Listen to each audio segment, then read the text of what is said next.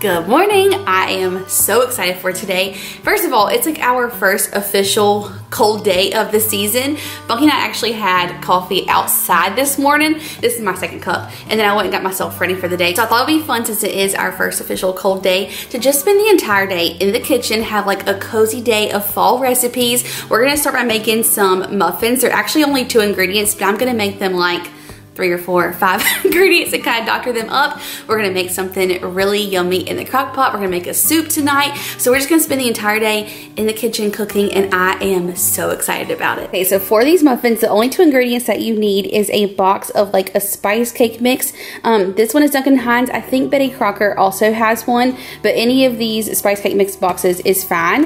And then you'll also need a can of pumpkin puree, and we're just gonna mix these 2 things together. I read in the recipe that if this is like too thick of a batter, you can add a splash of milk, so we'll see once we combine it if we need to. And then I'm gonna make us a little something something to go on top.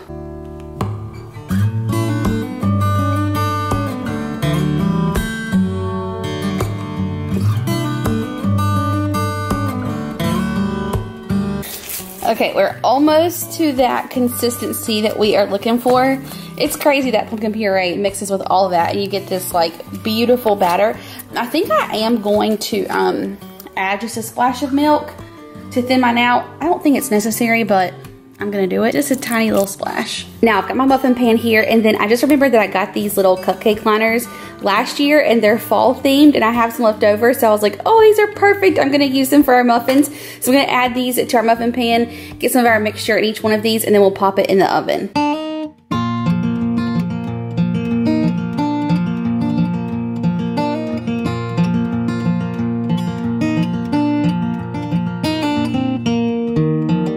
I wasn't sure exactly how much this batter would make, but it actually made quite a bit. I think I'm gonna be able to fill up my entire muffin pan. And by the way, I just like lightly sprayed my little scoop with some Pam, and it has made it so much easier for that batter to just kind of like fall out of there. So I've got my oven preheated to 350, and we're just gonna pop these in for like 20 to 25 minutes.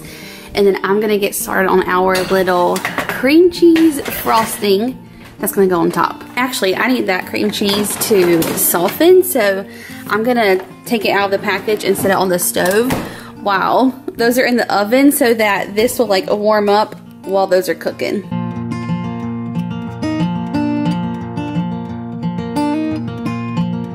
I'm so excited for these muffins, and I want to tell you guys a couple different ways that you can do them. So if you want to add like some mini chocolate chip morsels in there, or like white chocolate chip morsels, you can do that for like a little chocolate goodness in there. Or once they come out, like I'm gonna do this cream cheese frosting on top, but that's because I love cream cheese frosting.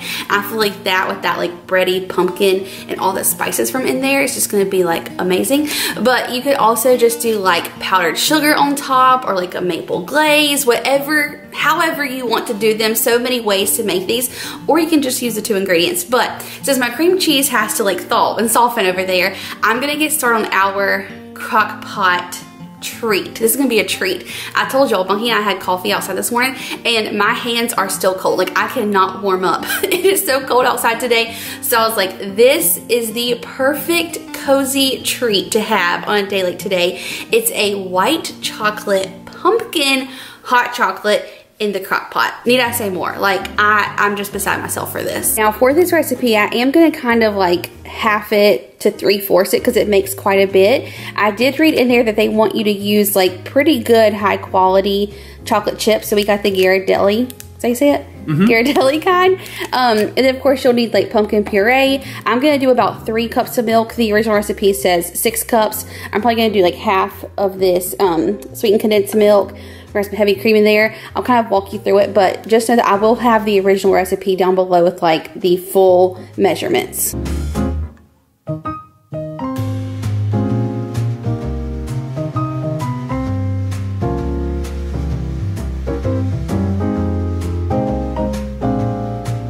I think I'm gonna do like half of this can of pumpkin puree. I think that should be enough. I'm not, you know, like a crazy pumpkin girl.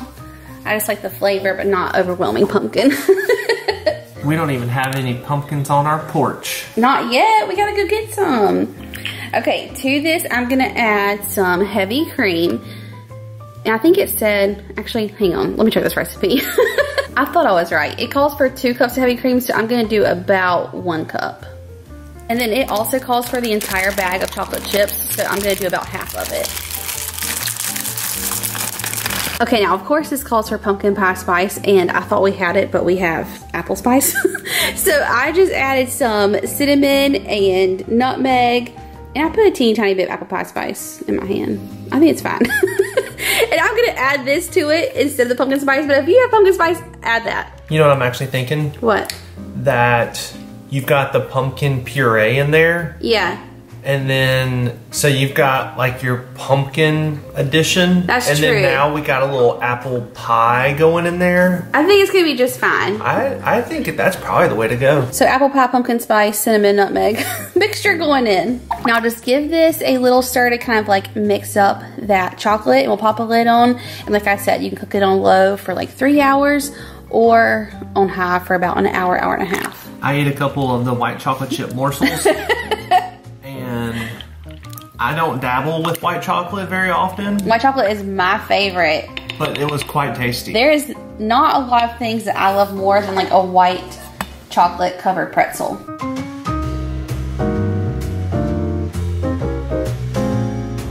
I wish y'all could smell these because they just smell amazing. And for our cream cheese frosting, of course, you're gonna need some cream cheese and then some powdered sugar. I'm gonna add a splash of vanilla extract and probably a little pinch of cinnamon. We are making this our own little concoction.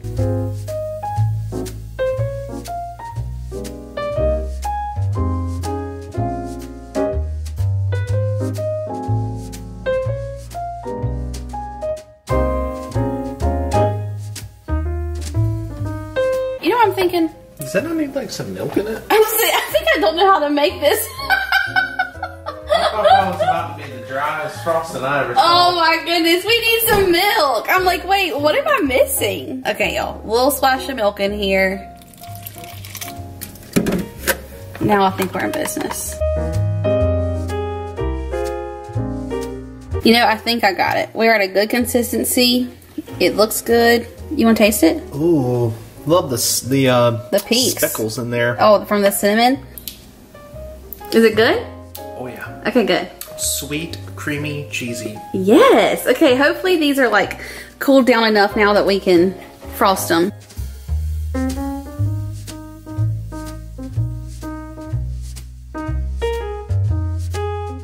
First of all, I need to tell you guys that this is the 3rd one I've had. Bunky hasn't tasted them yet, but this is my 3rd one. I'm gonna let him tell you his thoughts as he tastes it so you can get his initial reaction, and then I'm gonna tell you what I think as I eat this. Wow. I have never. That is good, Mom. Y'all. It's almost like you're eating a pumpkin pie in cake form. Yeah. And the cream cheese frosting is like, I think that is definitely the way to go. Making these a great topping. Okay, let me tell you guys something. I had this like reservation that these were gonna be dry. I was a little bit nervous that just with like the cake batter or the cake mix and then like the pumpkin puree that it would be too dry. They are not dry, they are moist. They are tender, if that's the right word. Like they are just like perfect, okay? It's almost giving me like carrot cake texture vibes. Yes. Then that cream cheese frosting is the most perfect complement to these muffins you have ever witnessed in your life, okay? I think they're cupcakes, they're not muffins. When I was in college, one of my roommates, his mom would make us a pumpkin roll. And she made that thing one time, and every year after, I requested that thing. Yes. It was so good, and this reminds me of a pumpkin roll. I am floored, blown away, beside myself. I'm not like a huge sweets person, as you guys know. I will take French fries over a cookie any day of the week. For me to eat 3 of these tells you that they are like the most incredible thing. I'm not kidding. Like, I want to make them every week until I'm just sick of them. They're not overly sweet though either. I cannot recommend these enough. I want another one right now. Me too. I think that's why I like them so much is that like they're not overly sweet. It's just the most like perfect thing, and the cream cheese frosting is just like absolute perfection with these things. Yeah. It's so easy. Only sugar in the form of smooches. Y'all, they're so good. I have to know, was that on Bunky's beard the whole time? I was unaware of it, but for y'all's entertainment, you know. It's okay. I'm not embarrassed. It's just like getting something on your shirt, you know.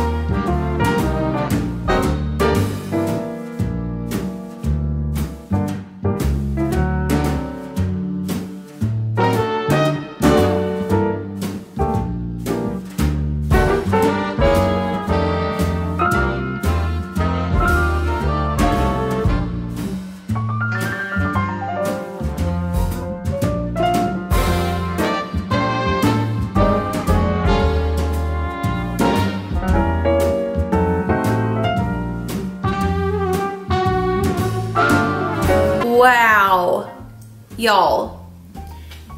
Okay, first of all, I like kind of warmed up a little earlier, and then I was sitting here editing a few minutes ago, and I was like, man, I am so cold, so it's like perfect timing to have this hot chocolate because it is warm and cozy, literally, like my cup says. But wow. Oh. This is quite delicious.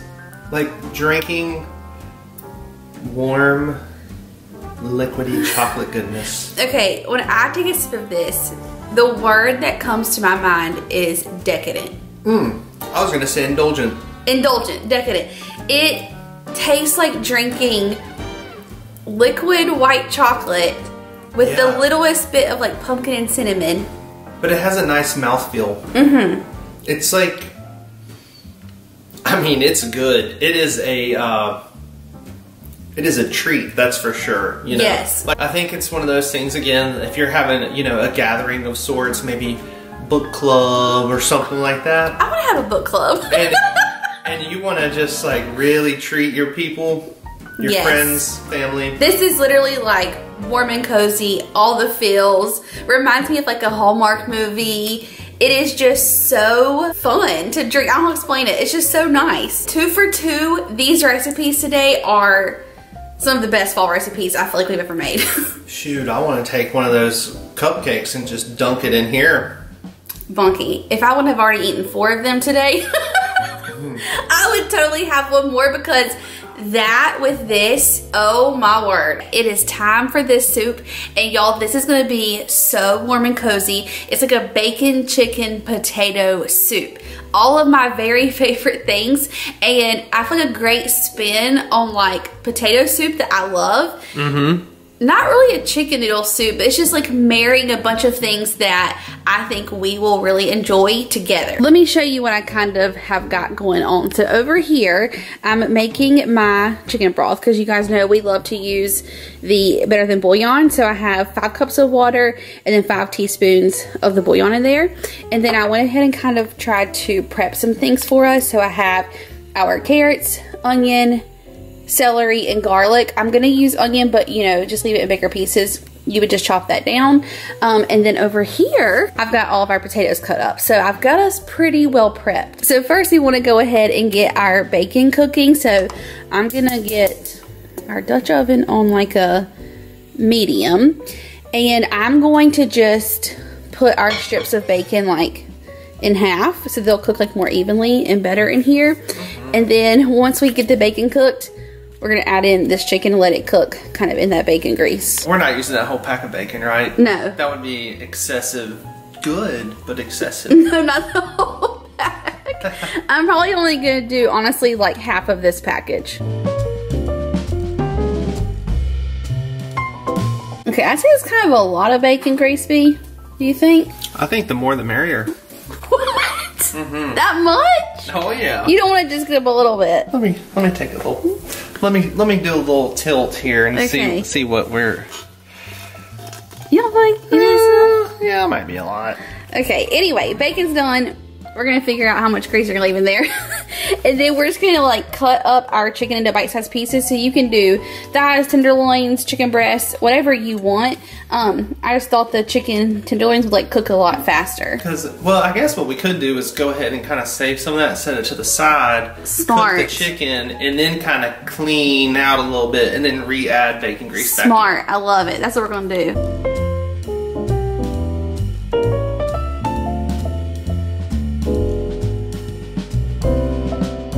To season our chicken, I'm just gonna use some of the blend, so some salt, pepper, and garlic. And I don't want to use like, you know, a ton of salt because that bacon grease can be salty. So I'm just gonna use a little bit of this. Actually, I'm gonna put some more pepper in here.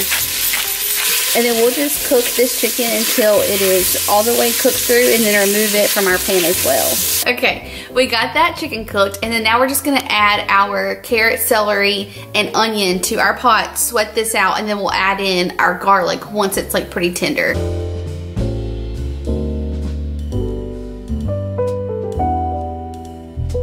Do we need to add in another little bit of oil, or do you think this is good?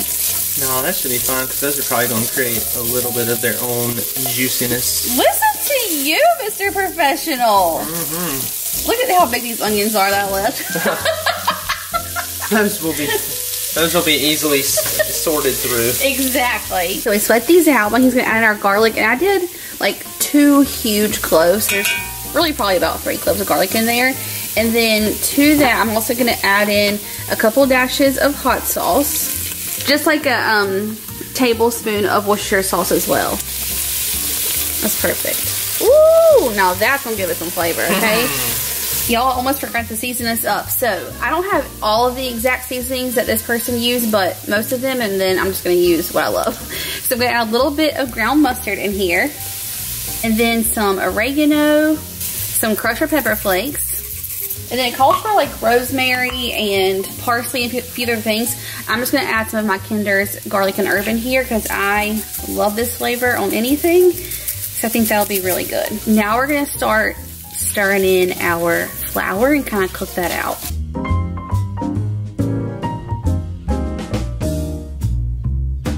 Okay, I called him back up for the chicken broth. The heavy lifting around here. Yeah.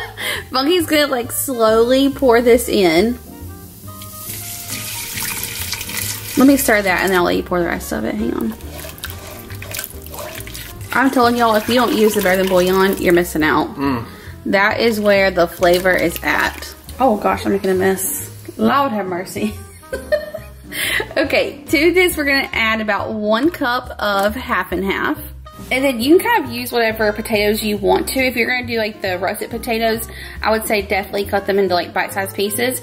I think the yellow baby gold potatoes are best because they're gonna cook the easiest and fastest. They're already kind of soft. So cut those. You can peel them if you want to. I think you don't really have to peel these, but anyways, bite-sized pieces, add these in, and then we're gonna bring this kind of to a boil. Okay, now that we got ourselves to a boil, Bunky's gonna add our chicken back in, but we're not gonna add the bacon quite yet. We're gonna let this cook for about 20 minutes, and I'm gonna turn it down so it's just kind of like a low simmer. And then after the 20 minutes, we'll add our bacon, we'll add cheese. This is going to be scrumptious. Okay, it's been about 20 minutes. We are ready for our last step. And the way this has our house smelling good, like I'm just so excited to eat it. We're gonna do about half of our bacon. You wanna save the rest of it to put on top. We probably could have cooked a little extra, you know? Well, if some people weren't eating it for the past hour. Bunky, I had 1 piece. Okay, I had 1 too. And then lastly, we're just gonna add in a ton of sharp cheddar cheese. Ooh, it's gonna be like melty, creamy, just so good and savory and salty. This is when the soup became loaded. Exactly. I like the way you think, B. Let me stir it. Wow.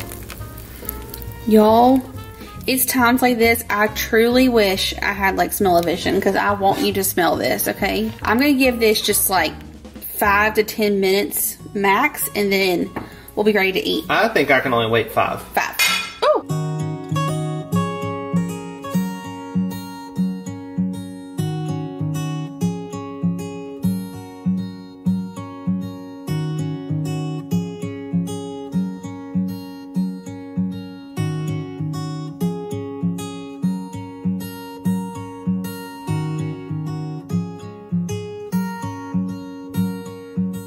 Is it hot? It's hot. Those potatoes. I know. Whoa, I was not expecting that. I love that I used these because they almost got creamy. Oh, they're held together, but they're so creamy. Yes. I don't like when the potato almost like falls apart. It is perfectly intact, but it just like melts in your mouth. Yeah, I'm shocked at the potato. And the broth. Yeah, I know, I was gonna say too. I thought it was gonna be thicker, creamier, cheesier. Yeah, but it's not. No, it's actually still like almost, it's not thin, but yeah, it's kind of like light, but very flavorful. I feel like this is going down as like one of our favorite soups because it's like, we have like 5 soups that we love. Yeah. And this kind of just like has something from all of those together. Yo, I feel like we had 3 recipes that just like knocked it out of the park today. We like have days where like we make really good recipes, like, oh, that was really good, like we'll make it again. And then we have days where we make recipes that are just like beyond, and they become like favorites. All 3 favorite recipes. Like, they're scrumptious, full of flavor, easy, warm and cozy. You guys are going to just literally be obsessed with all of these. I cannot wait for you to make them. I cannot wait for you to tell me what you think about them. I'll have all the recipes linked down below. I love you guys so much. It feels so good to be back in the kitchen. And fun fact, we have filmed this whole entire video today, edit today, and y'all are seeing it tonight. Don't forget to subscribe before you leave. Give this one a thumbs up, and I will see you in the next one. Bye, y'all. Say bye. She's like, I just want some cheese, please. I already paid the cheese tax, Crunch.